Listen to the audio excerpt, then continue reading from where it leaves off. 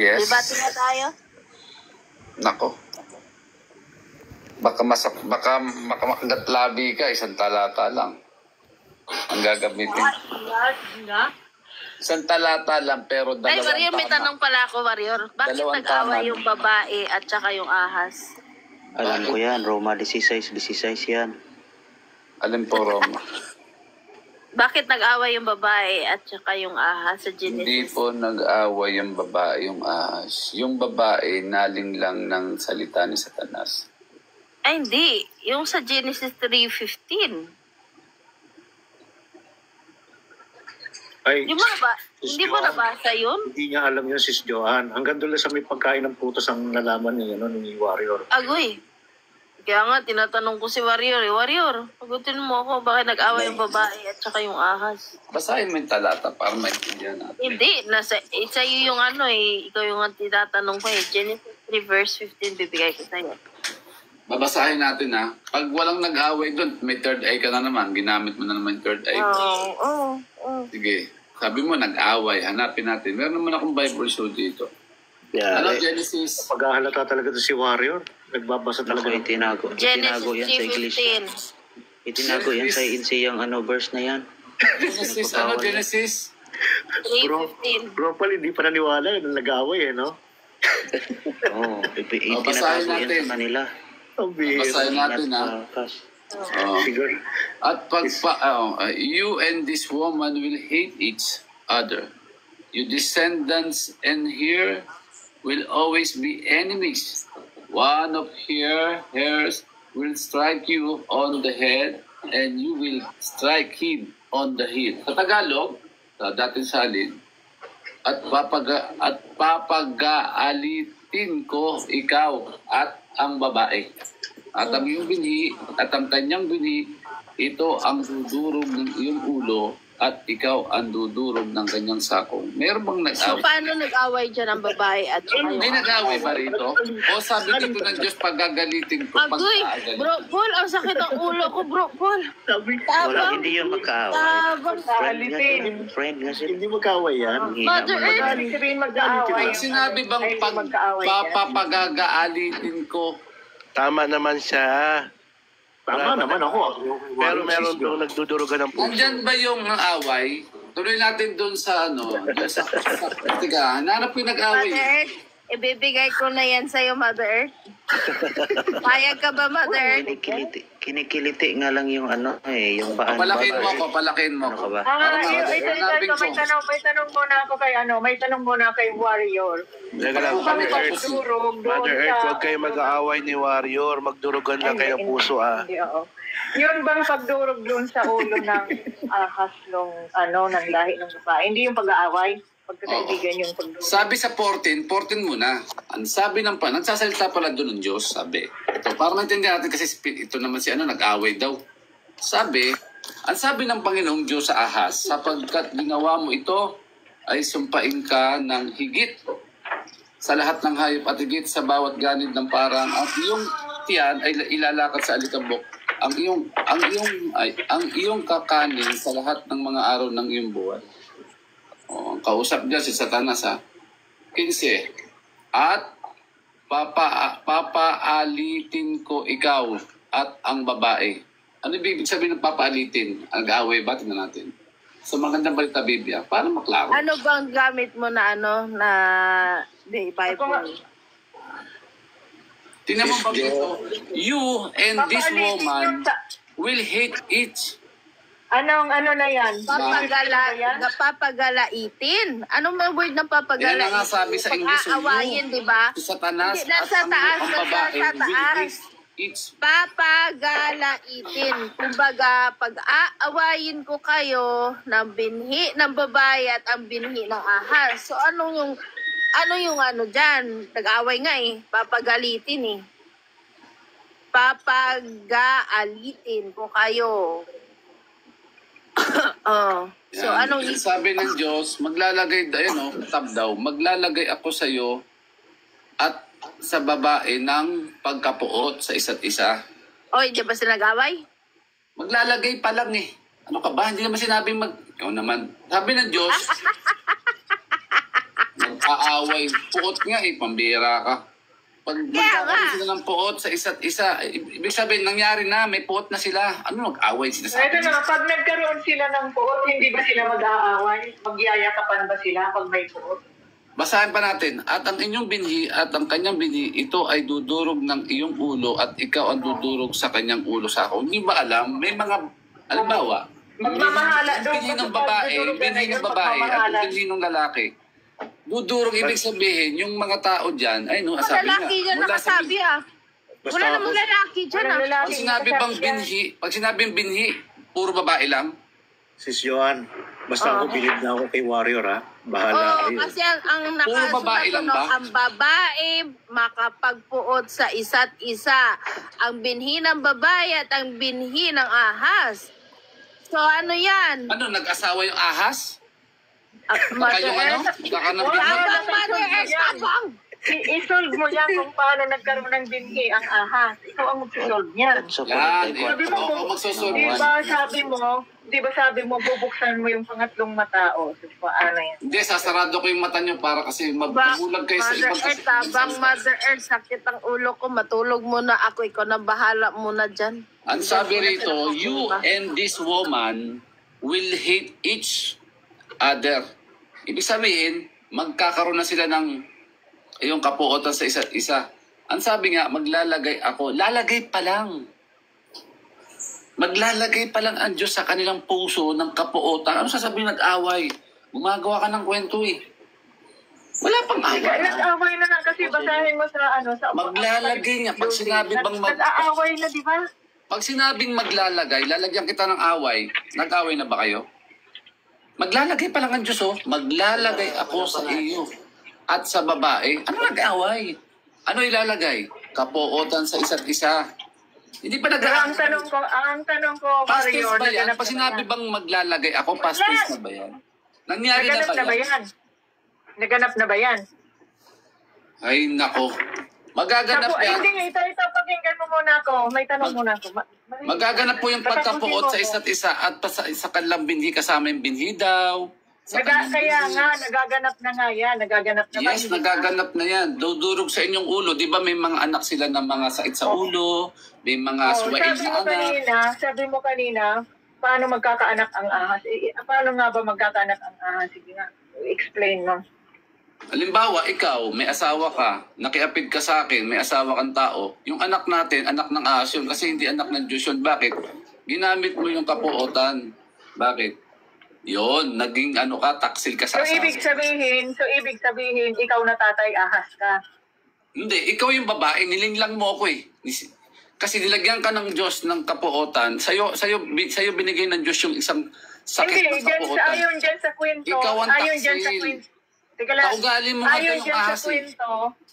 Ayon dyan sa kwento, sino ang nanlinlang? Yung babae or yung ahas? Makinig ka, same kayo. Yung ugali ng ahas at kapuotan ng babae, magmumula daw sa inyo. Kayo ang mag-uumpisa ng kapuotan sa daigdig mula sa mga at madadami pati daw ang binhi mo.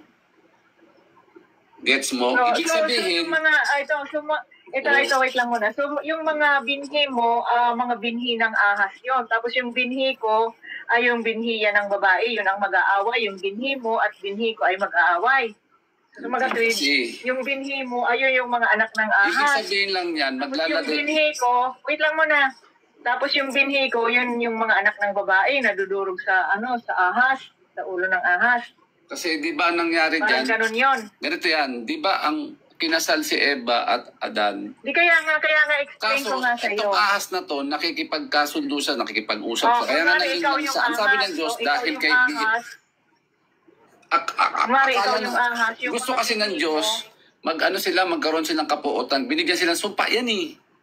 Nagbumula sa babae ang sumpa. At pati sa mga anak nila, yung mga binhi. Ala, Mother Earth, yung anak daw ng babae, bunga na sumpa. Ayun, nakalagay oh. Alay, kasi maliwanag dyan ha. Tika lang, basahin mong mabuti. Ang sabi dyan, yung binhi ng ahas at binhi ng babae pag-aalitin, pag-aawayin. Yan na naman, oh, ginamit mo na naman third eye mo. Ang sabi ng Diyos, hindi sila mag-aasawa. Basahin nyo nga mabuti. Basahin yung mabuti. Mukhang Sino ba ang dinadagdagan ni asawa Amin. niya? Teka muna, sino ba ang kinasal sa babae? Di ba si Adan? Baka nakalimutan mo, buhay pa si Adan dyan. Hindi yan pwedeng mag-asawa. Saka espiritu yun. Yan na naman, ginamit mo naman ng third eye mo eh. Ang bihira. Huwag gamitin yung third eye mo. Huwag mo kami lokohin. Ang bihira ka. Ito ha. Wait lang muna. Warrior, patapusin mo lang ako. No? Kasi ikaw naman ang sasagot, no? Kasi pahirap magsalita kasi pag hindi mo ako pinapakinggan. So yung sinasabi dyan na yung binhi ng ahas at binhi ng babae pag aalisin. So, yung ahas dyan magkakaroon ng binhi, di ba? Tama? Ay, nako. Pag sinabing at ate, tapos na yung sumpa sa alam. Basahin mo, sabi ng Diyos, maglalagay ako sa iyo at sa babae ng pagkapuot sa isa't isa. O, ibig sabihin, sa dalawa lang. At sa iyong binhi, sinama pa yung binhi. At sa kanyang... Ano yung binhi nga yun? Makinig ka. Wait lang. Stop ka muna dyan. Stop ka muna. Yung binhi yung unang binhi, magkakaroon pa ng kanya pang binhi. Apat, parang salin-salin Wait lang. lahi ng babae. Mali. Parang wala. Kasi parang iba yung unawa mo dyan. Ang sabi dyan, kunin ko nga yung Bible ko kasi ako dyan sa... Ate, unang kapuotan ibinigay sa babae. Magkakabinhi yung babae at yung binhi din ng babae magkakabinhi pa rin. Ayan o. Oh. Wala, may binhi ang ahas dyan eh. May binhi ang ahas dyan. Pambihira ang ahas, nakipag-espiritu yun. Buhay pa si Adan dyan. Di sino asawa ni Adan? Ay, yun nga ang ipapaliwanag mo dyan. Kasi merong ano. Oy, ayan ang ginamit mo ng third eye mo. Inaayos na nga natin. Wala po nakalaging nag-asawa dito. Ang sabi ng Diyos Malinaw yan eh. Kukunin ko yung ano. Tapos nasa si Joan nakipag-away. Ano mag-away? Maglalagay pa nga lang ang Diyos ng sumpa eh. Nag-away. Tapos nag-away sila sabi. Ano yung mag-asawa? Wala naman daw. Huwag yung gamitin yung third eye nyo sa Bible. Magbasa kasi kayo ng Warrior, kalma ka lang. Huwag kang magalit. Warrior, si Mother Earth lang yan. Kasi si Mother Earth, akala niya patay na si Adan. Aasawahin daw. Espiritu yung Satanas. Wala lang. Huwag kang magalit. Huwag kang Ano yun? Papasok sa puwerta ni Satanas yung ahas para mag-aanak sila. Di anak niya ahas din. Ganun ba yun? Hindi. Problema mo yun kung paano mo i-explain. Hindi Ate, na. ikaw may problema. May tanong yan sa'yo eh. Tignan mo, Teo. At yung binhi na yun, magkakanak pa sa kanyang binhi. Mula sa babae hanggat sa isa pang, yung unang anak niya at sa kanya pang binhi. Ang mangyayari, ito ang dudurog sa inyong ulo. At ikaw ang dudurog ng kanyang sako. Nag-away ba? May nag-away? Wala naman. Bira. Sumpa yan. Sumpa sa babae yun. Take note, buhay pa po dyan si Adan. Hindi po patay si Adan dyan. Wala pang... Pinatay mo na siya. Ito, babasahin ko ha. Pagdurugin ko yung ulo mo, hindi yan pag-aaway. Baka sabihin nyo, siguro ko mag-open mic ako para basahin ko to ha. Ate, gamitin mo po yung isip mo na bigay ng Diyos. Huwag yung third eye mo. Basahin nyo kasi na maayos. Kasi sabi mo pag-aawayin, di ba? Pag-aawayin. Si ano po may sabi noon, yung si Joan may sabi. Kaya nga Kaya nga, babasahin nga natin. Ito muna nga. Hindi pala pwedeng mag-open ang cam dito. Ate, wala po akong sinabing mag-aaway. Ang sabi ko, naglagay ang Diyos pa lang. Ito nga, babasahin ko. Ako nga ang magbabasa. Manahimik ka muna dito. Kayo ng babae aking pag-aawayin. Binhi mo't binhi niya. Lagi kong paglalabanin. Ang binhi niya ang dudurog sa iyong ulo. At sa sakong niya ay ikaw ang tutuklaw, di ba? Kasi ang sinabi dito, ito kasi ang kasi pag inano kasi natin dito, pag pinutol kasi natin mahirap, no? Sabi dito sa Tracy, bakit mo ginawa ang bagay na yon? Tanong ng Panginoong Yahweh sa babae. Mangyari po, nilinlang ako ng ahas. Kaya ako natuksong kumain, sagot naman ito. Sa 14. At sinabi ng Panginoong Yahweh sa ahas, sa iyong ginawa ay may parusang dapat na ikaw lang sa lahat ng hayop ang magdaranas mula ngayon. Ikaw ay gagapang at pagkain mo'y alikabok lamang. Kayo ng babae, ang subject dito yung ahas at saka yung babae. Kayo ng babae aking pag-aawayin. Binhi mo't binhi niya'y lagi kong paglalabanin. Ang binhi niya ang dudurog sa iyong ulo. Ibig sabihin, ang binhi ng babae ang tinutukoy dito. At sa sakong niya'y ikaw ang tutuklaw. O, tutuklaw, hindi ahas yun. Tutuklawin, o.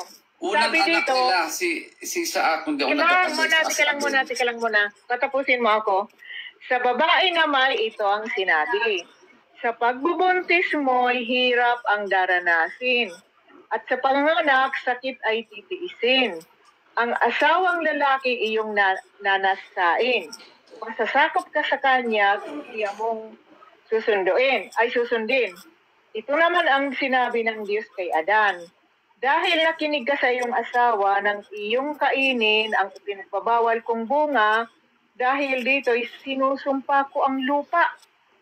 Sa hirap ng pagbubungkal, pagkain mo'y magmumula. Yan ang sabi doon. Maliwanag doon. Ang mag-aalit pala doon, ang mag-aaway pala doon, yung binhi ng ahas at yung binhi ng babae. Ate, wala naman nakalagay binhi ng ahas dyan. Nagdadagdag ka, third eye ka na naman eh. Huwag ka magdagdag. Ito, uulitin ko yung basa, ha? Ito, ako. Sabi dito, Parehas tayo ng binasa. sa 15. Kayo ng babae, akin Sa 15. Tika lang. Sa 15. Tingnan mo sa 15. Punta ka sa 15. Ito na nga, Genesis 15 na nga po, kayo ng babae. Basahin mo. Kayo ng babae, wala po akong nabasa ditong ahas. Kayo ng babae, akin Walang ahas, pag-aaway walang ng binhi mo. Sige. Sige, diretso. Kayo ng babae, aking pag-aaway ng binhi mo. Binhi niya ay lagi kong paglalabanin. At ang binhi niya ay dudurog sa iyong ulo. At sa May binhi pala. Kaya nga. Ano sinabi doon? Teka lang, ano, parang hindi ko narinig yung binasa mong pinaka-last. Ano yung pinaka-last? At ang binhi niya, ang dudurog sa iyong ulo. At ang sakong niya, ikaw ang tutuklaw. Ay, tutuklawin pala yung Tutuklaw. Ano, sabihin, pag tumutuklaw, ano ba ang tumutuklaw? Aso or ahas? Basahin natin sa English para malaman nyo kasi. Akala nyo kasi, Sige, basahin mo sa English. para Ang tanong maintindihan dyan, nyo, Mother English Earth, sila. sino ang binhi ng Oo, babae? yun nga ang tanong ko sa kanya. Sino yung binhi ng Yung ba babae? yung sinasabi Sino ang dito? binhi Si ng Adan yan, hindi babae? Sino yung Ang binhi binhi ay ng anak. babae? At ang anak ni Maria ay si Jesus. Si Jesus yung binhi. Kasi ang ibig sabihin ng pagkapuot, hindi literal na galit na, sabi mo? Ang dyan, hindi gagalawin ni Satanas si Maria kasi si Maria ay walang kasalanan. Hindi siya sakop ng ahas. Teka muna. Ang dudurog sa Diablo, yung ahas Diablo, si Jesus tamang-tama sa hula. Hindi po hula yan, ate. Ano yan? Sumpa yan. Ano mo na. Sumpa po yan. Hindi yan hula. Sino dudurog? Hindi hula na dudurugin ni Kristo ang Diablo? Sumpa yan, ate. Saka, Malabang walang ganun? ate, yung Si Jesus ang dudurog kayo sa ng Diablo? babae, tinutukoy dyan, hindi si Satanas, kundi yung lalaki. Kasi, para sa'yo, si Satanas ang asawa ng babae, si Adan. Aba, Sino mali ang yan. sino ang ahas? Sino ang ahas? Hindi literal na Umamin ka. ahas. Ito ay Diablo, Kuya Warrior. Umamin ka, yung Satanas. Oh, kasi hindi Eva, literal na ahas yun ha, yung Diablo. Ibig sabihin, sino ang babae? Ang babae ay yung nanganak sa tagapagligtas. Sino ang nanganak kay Jesus? Si Maria. Ay, si Eva po ito. Sino ang- Hindi po diba? ito si Maria. Kaya Eva si po. Maria yung babae. Naku po, ligaw na kayo. Si Maria yung babae. Sino ang binhi ng babae? Naku po. Naku, naligaw na kayo. Diyos ko, Ang binhi ay sino ang binhi ng babae? Hayaan mo muna siya kasi ipasolve natin sa kanya kasi itinatanggi niya na ahas yung ang subject yan. Malinaw na nga eh. Si Kayo Maria, ahas. may asawang ahas para sa inyo? Di, mali, mamaya ang pinag-usapan. Wag mo munang ipasok yan sis kasi maguguluhan siya kasi hindi niya